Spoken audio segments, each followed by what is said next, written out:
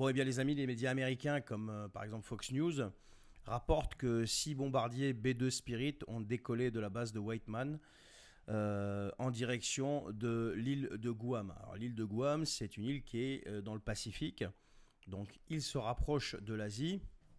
Donc à mon avis, s'ils les font décoller, je pense pas que ça soit pour rien en fait.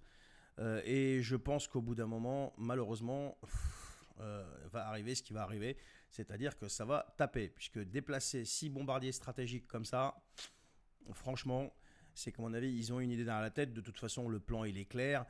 Comme je vous disais dans d'autres vidéos, moi, je crois franchement qu'ils vont taper parce qu'au bout d'un moment, Trump n'aura plus le choix, étant donné ce qu'Israël est en train de prendre sur la figure depuis 7-8 jours maintenant, je crois.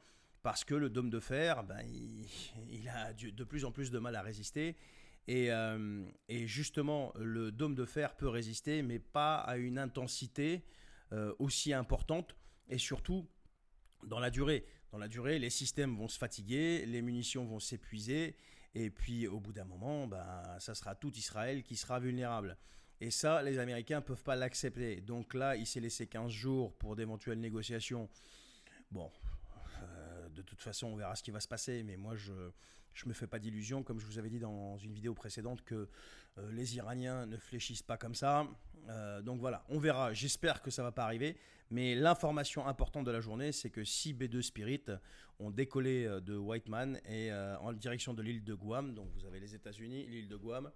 Donc les côtes asiatiques et en direction de l'Iran. Donc vous avez après l'Inde, l'Afghanistan et vous avez l'Iran au-dessus.